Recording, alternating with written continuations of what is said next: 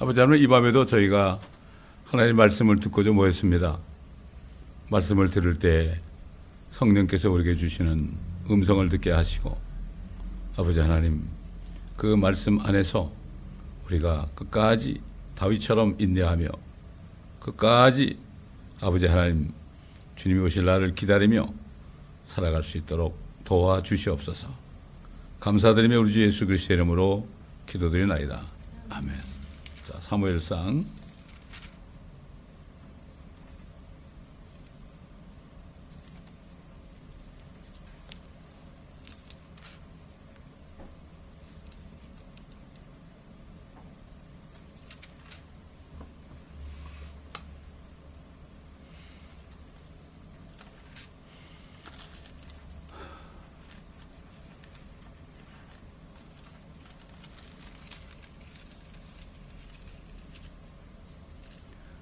사무엘상 26장입니다.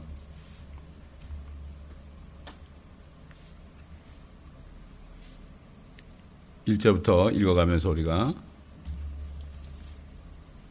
주님의 음성을 듣는 시간 되겠습니다.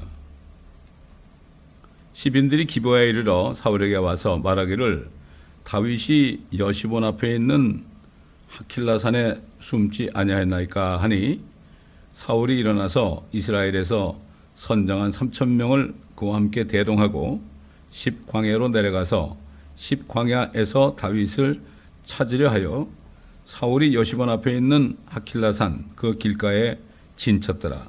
그때 다윗은 광야에 있었는데 그가 사울이 광야로 자기를 쫓아오는 것을 알고, 이에 다윗이 정탐꾼을 보내어 사울이 왔음을 분명히 알더라.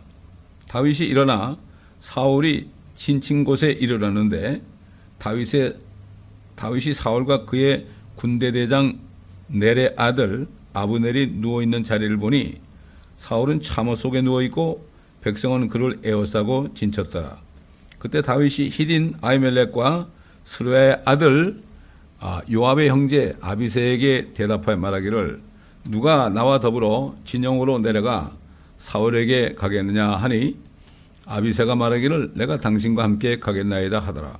그리하여 다윗이 아비새가 밤에 그 백성에게로 다윗과 아비새가 밤에 그 백성에게로 가니, 보라, 사울이 참옷 안에 누워 자고 있고 그의 창은 그의 베개 곁 땅에 꽂혀 있으며 아브넬과 그 백성은 그를 에워싸고 누워 있더라.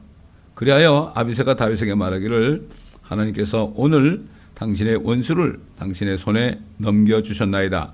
그러므로 내가 청하오니 이제 나로 그를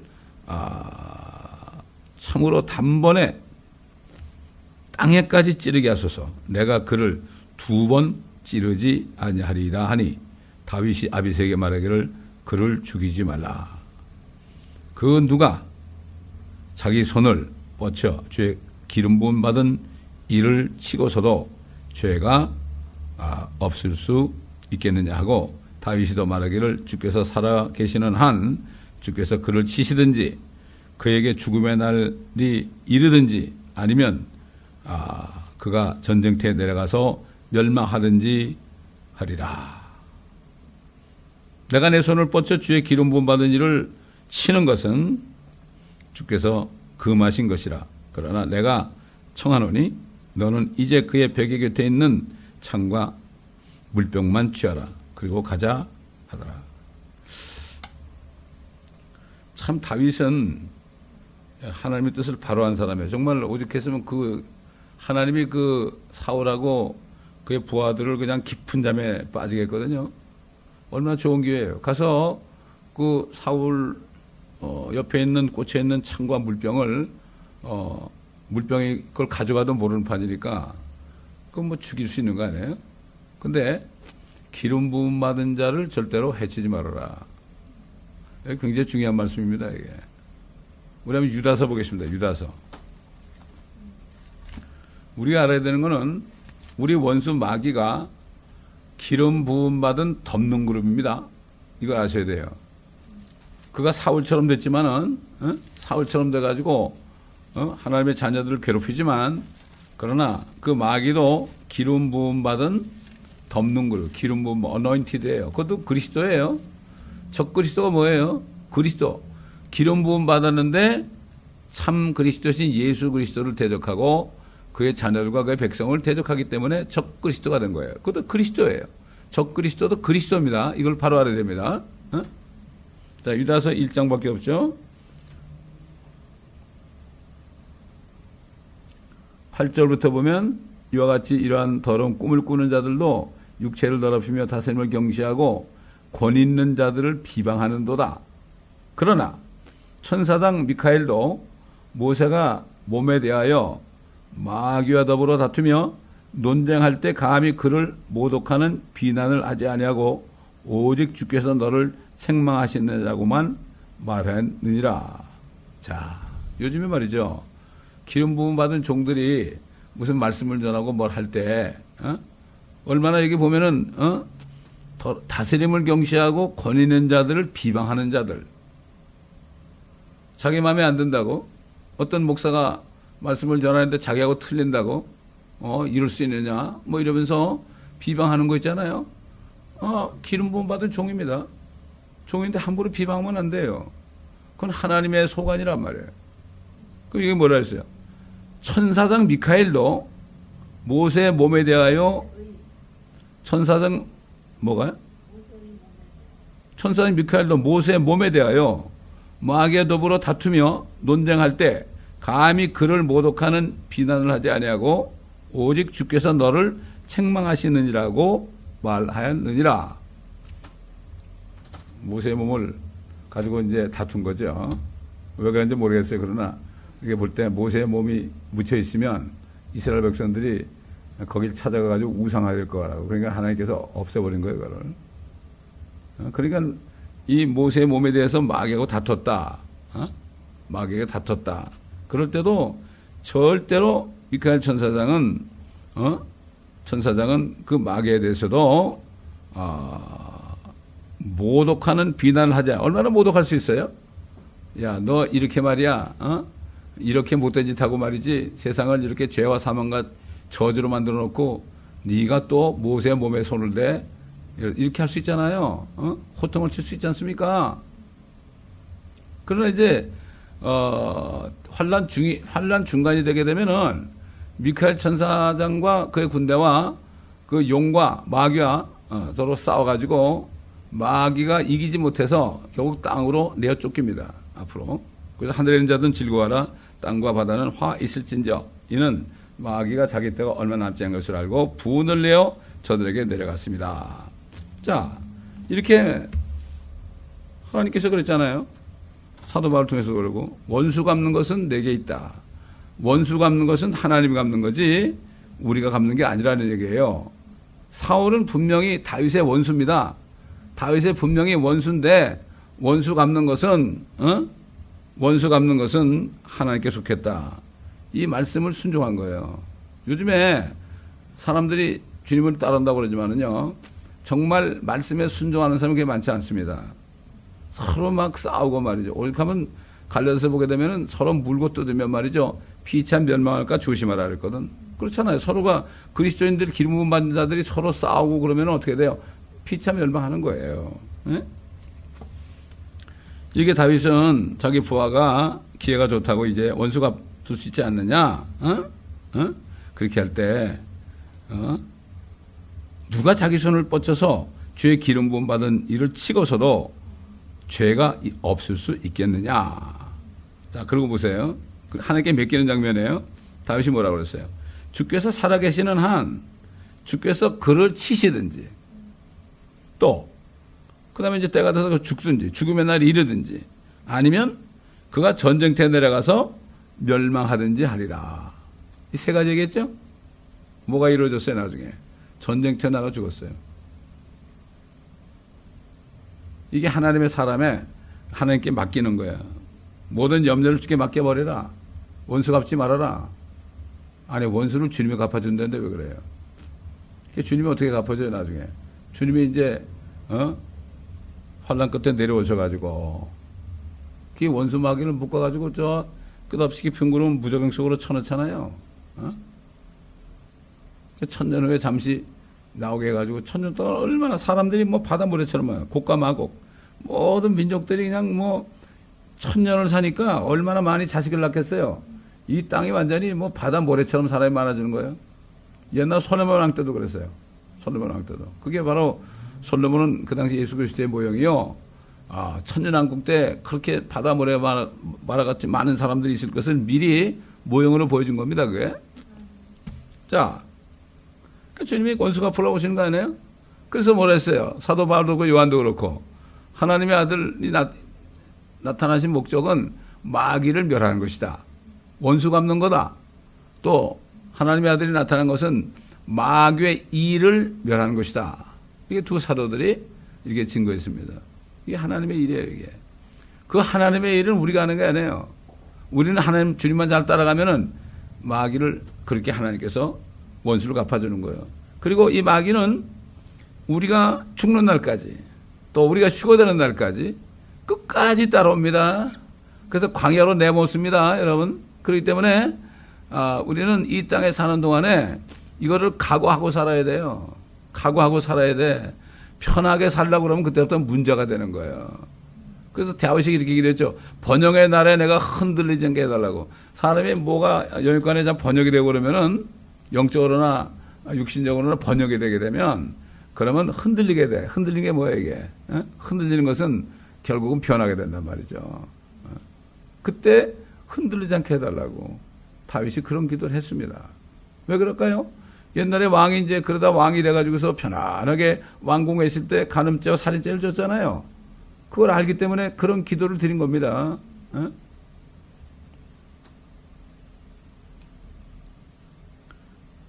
근데 보니까 12절에 보니까 아무도 깨는 자가 없어. 거기 들어가가지고 생각해 보세요.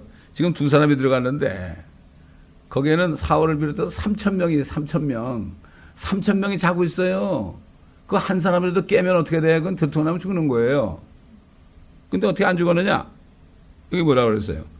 이는 깊은 잠이 주께로부터 그들에게 내렸기 때문이더라. 하나님께서는 사랑하는 자에게도 잠을 줍니다. 근데 이렇게 원수들에게도 깊은 잠을 들게 해가지고 하나님의 사람을 지켜주시는 하나님이에요. 깊은 잠이 드니까 뭐 누가 업어가도 모르는 거죠. 참 이런 하나님의 역사야. 그러니까 우리는 그저 주님의 말씀에만 순종하면 하나님이 지켜주는 거예요. 만약에 다윗이 그 사울의 창을 가지고 그 자기 부하로 하여금 네가 죽이라 그래가지고 죽였으면 어떻게 될 뻔했어요. 그러면 사울이 소리 지르고 일어나면 그냥 다 죽는 거야. 그렇잖아요? 죽일 수는 있죠. 그러나 그 잠자다가도 창이 찔려지면 비명소리 지지 않겠어요? 그럼 다 일어날 거 아니야? 그럼 죽어요. 우린 지혜로워야 됩니다. 선우의 장군들은 말이죠.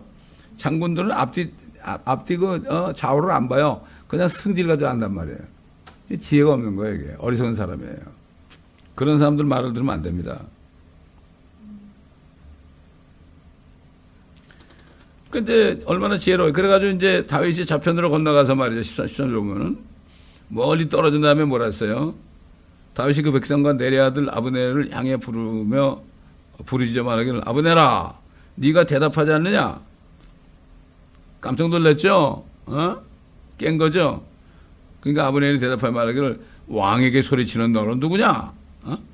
다윗이 아브넬에게 말하기를 네가 용사가 아니냐? 이스라엘에 너와 같은 자가 누가 있느냐? 그런데 어찌하여 너는 네 주 왕을 지키지 못하였느냐? 백성 중 한 사람이 네 주 왕을 죽이려고 들어갔었느니라. 아주 가장 용맹한 사람이거든. 신복부하란 말이죠. 그런데 너는 그 왕 하나도 지키지 못하느냐? 얼마나 기가 막힌 얘기입니까?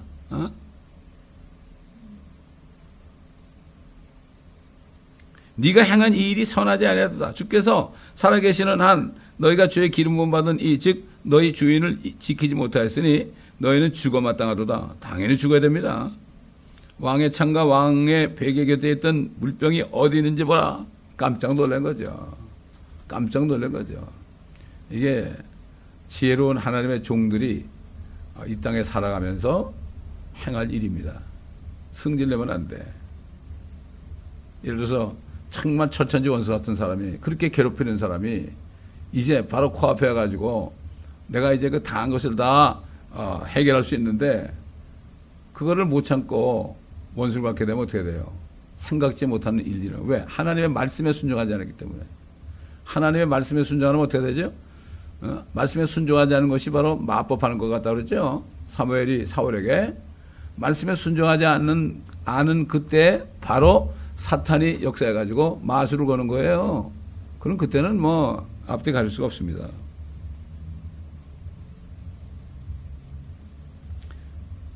그럴 때 이제 사울도 깰 수밖에 없죠. 이제 하나님이 깨웠겠죠. 사울이 다윗의 음성을 듣고 말하기를 내 아들아, 아들 다윗아, 이것이 내 음성이냐? 아니 다윗이 말하기를 오 내 주 왕이여, 이것이 내 음성이니이다. 말하기를 어찌하여 내 주께서는 왕의 종을 이처럼 추격하시나이까? 내가 무엇을 하였으며 내 손에 무슨 악이 있나이까? 이게 원수 마귀는요, 우리를 괴롭힐 때 이유 없이 괴롭혀요. 이유 없이. 전혀 이유가 없어요. 그냥 미운 거예요. 그냥 미운 거. 그러니까 이 마귀가 하나님을 미워하죠? 하나님을 미워하니까 누구 미워하겠어요? 하나님의 형상대로 지음받은 사람들을 미워하니까 다 끌고 지옥 가려고 그러고, 또 예수 그리스도를 믿어서 하나님의 형상으로 영과 혼이 회복된 사람은 더 미워하겠죠? 그러니까 그 사람들을 끝끝내 괴롭혀가지고 광야로 막 그냥 내쫓는 거예요. 광야로 내쫓는 거예요. 이걸 바로 알아야 됩니다. 근데 사실 요즘에 보면은 정말 거듭나가지고 하나님의 기름받은 종이 된 사람이 별로 많지 않습니다. 많지 않아요. 어제도 어떤 18살짜리 대학교 다니는 유학생을 만나는데, 교회를 다녔는데 성경이 뭔지도 모르고 예수님이 누군지도 모르고, 그래서 어느 교회 다니다가, 요 근처에 어느 교회 다니다가, 동부장로교회 다니다가 나왔대. 왜 그러냐니까, 내가 나이가 어리니까 언니들이 나를 잘 보살펴 주다가 어느 날 갑자기 나를 별로 안 해줘가지고 내가 화가 나가지고 나왔다고. 너 가니까 거기서 먹고 마시고 맨날 놀았지? 그러니까 그렇대. 왜 교회 가느냐? 너 지금 대학교 다니지만은 왜 학교 다니냐? 공부하러 가는 거 아니냐? 그럼 교회 가면은 하나님 말씀 공부해야 될 거 아니냐? 그냥 30분 동안은 내가 기초부터 쭉 가르쳤습니다. 그래가지고 복음과 구원, 우리 사이트에 알려주고 복음과 구원을 한 10번을 들어라. 한 10번을 들어라. 그리고 마음에 내키면 언제 여기 와서 성경 공부해라. 여기 20살짜리 두 사람도 성경 공부 11시에 그렇게 얘기했더니 꼭 한번 찾아뵙겠다고 그러더라고요. 참 이게, 우리가 나가서 만나지 않으면요, 이런 사람들을 만날 수가 없어요. 만날 수가 없어요. 특히 목회자들은 교회 안에만 있으면은, 만날 수가 없어요. 만날 수가 없어요. 내가 너 같은 사람 만나려고 이렇게 한다. 차를 몰고 다닌다. 목사들이 주일날 설교하고 뭐 이렇게 하고서 시간이 얼마나 많이 남느냐 아느냐? 그 시간은 뭐 하느냐? 너 같은 사람들 만나가지고 바른 길로 인도해주지 않겠느냐? 아주 고맙다고 그러더라고요. 여기 좀 산타모니카 카리지 다니는데. 머리가 좋아가지고 17살 때 대학을 들어갔어요. 공부 너 잘해봐야 뭐 할 거야? 공부해서 결국엔 뭐야? 죽는 거 아니야? 그렇대. 그 문제 해결 받았어? 못 받았대. 생각해 본 적도 없대. 복음과 구원을 들으면 다 나오니까 꼭 들으라고 약속을 했습니다. 19절, 그러므로 이제 내가 청하노니 내 주 왕께서는 왕의 종의 말을 들으소서. 만일 왕을 격동케 하여 나를 칠하시니가 주시라면, 뭐 하나님이 그렇게 했다면 나를 죽이라고, 주께서 제물을 받으시리이다. 내가 제물이 되겠다는 얘기죠. 그러나 그것이 사람의 자식들이라면 그들은 주 앞에서 저주를 받으리니, 이는 그들이 오늘 나를 주의 유업에 거하지 못하도록 몰아내고 말하기를 가서 다른 신들을 섬기라 하였기 때문이니이다. 얼마나 참 지혜로운 말입니까? 이거 사울한테 완전히 이건 한방 먹이는 거죠. 하나님이 당신에게 나 죽이라고 그랬으면 좋다. 내가 제물이 되겠다. 그러나 사람의 자식이 그랬다면은 주 앞에서 저주를 받아. 이거는 당신이 저주받아 이런 얘기예요. 그거 그렇게 지혜롭게 얘기한 거예요. 우리 크리스찬들은요, 뱀처럼 지혜롭고 비둘기처럼 순결해야 돼요. 말을 우리가 정말 지혜를 가지고 말을 해야 됩니다. 그래가지고 그 듣는 사람을 하여금 아무 소리 못하도록 그렇게 해야 되는 거예요. 이게 지혜입니다. 이게. 이런 지혜들이 없으니까 믿지 않는 사람들한테 맨날 망신당하고 개독교라는 소리를 듣는 거예요. 지금.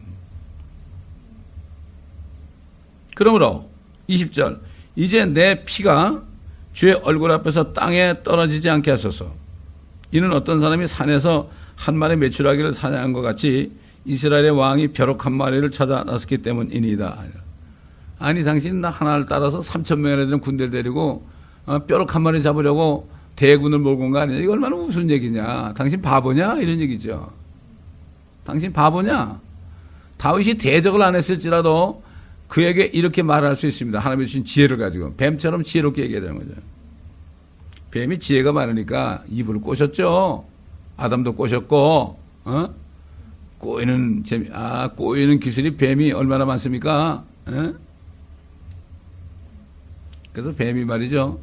사자 같은 것도요, 살살 꼬여가지고 가까이 오게 해가지고 탁 쳐가지고 칭칭 감아요. 칭칭 감어. 구레 같은 거는. 그러면 사자도 꼼짝 못 하는 거예요. 이게 지혜예요. 뱀처럼 지혜롭고 비둘기처럼 순결해야 돼요, 우리가. 비둘기처럼 순결하는 게 뭡니까? 주님만 바라보고 주님만 신뢰해야 되는 거예요. 이렇게 될 때 주님의 말씀대로 우리가 할 수 있는 거죠. 21절 그때 사울이 말하기를 내가 죄를 지었다. 똑같은 얘기 또 해. 거짓말쟁이야. 예수님께서 바리새인들에게 그랬죠. 너희는 너희 아비 마귀에서 났다. 거짓의 아비 마귀에서. 입만 벌리면은 거짓말이야. 계속 하는 거예요. 양심에 가책이 없는 거야. 내가 죄를 지었도다. 거짓말하는 거죠. 내 아들 다윗아 돌아오라. 오늘 내 혼이 네 눈에 귀하게 여겨졌으니 내가 다시는 너를 해치지 아니하리라.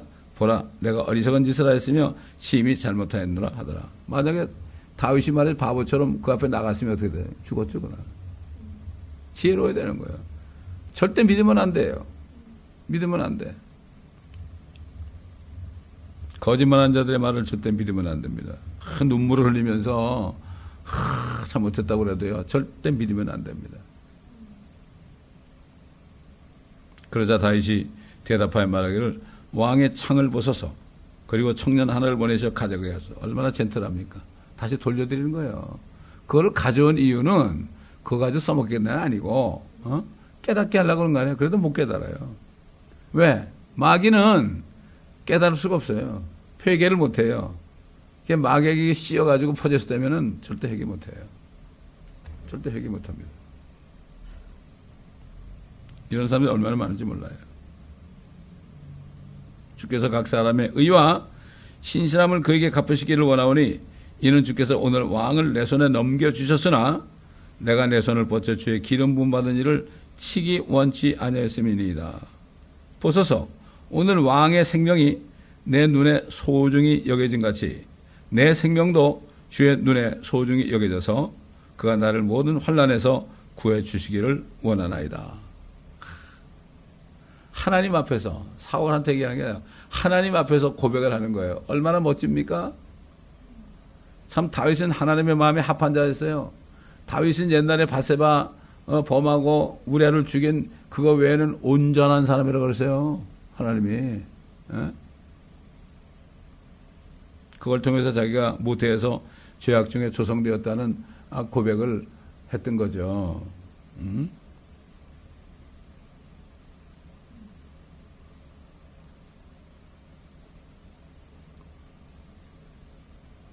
사울이 다윗에게 말하기를 내 아들 다윗아 너는 복을 받을지어다.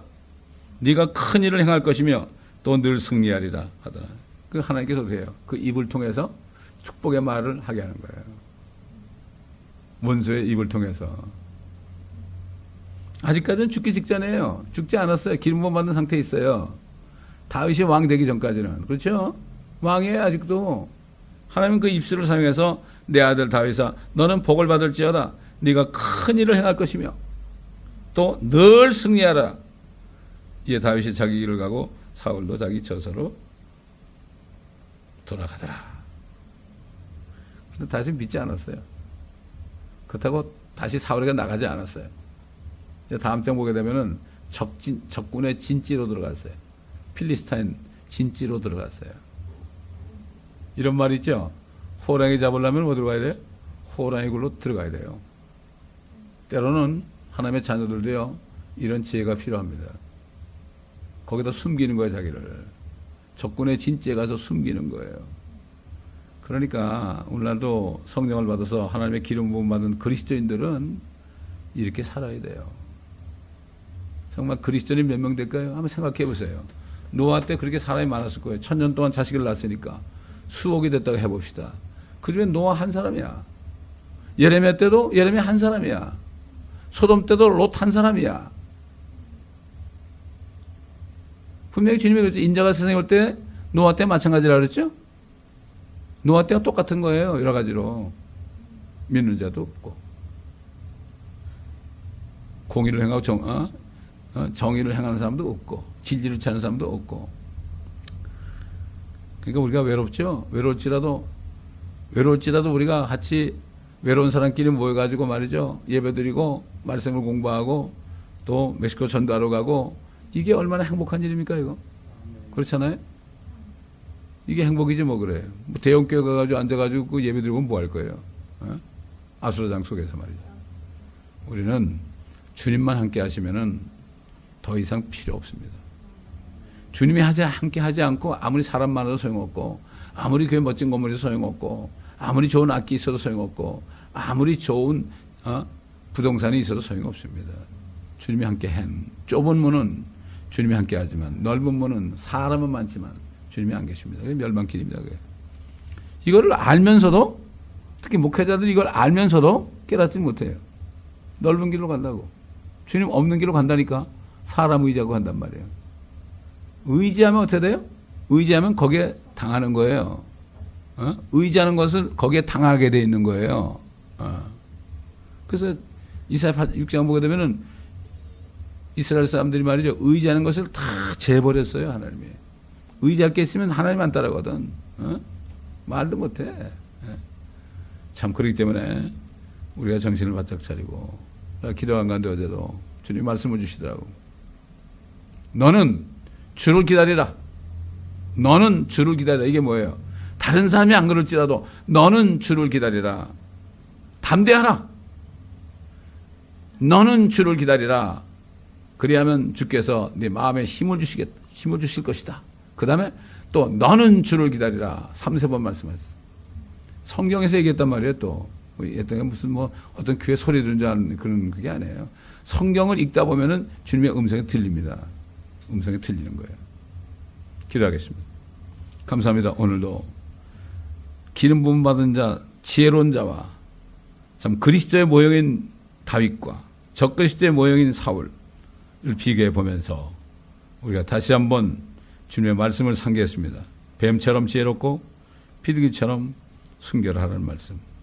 아버지 하나님, 우리는 정말 주님만을 신뢰하며 주님만을 기다릴 때, 그리고 주님을 기다리는 것 때문에 담대할 때에 아버지 주님이 우리의 마음에 힘을 주실 때, 마음의 힘만 주시면 어떤 것도 다 이길 수 있고, 이기는 자에게 주시는 아버지 하나님 상을 우리가 받을 수 있는 줄 압니다.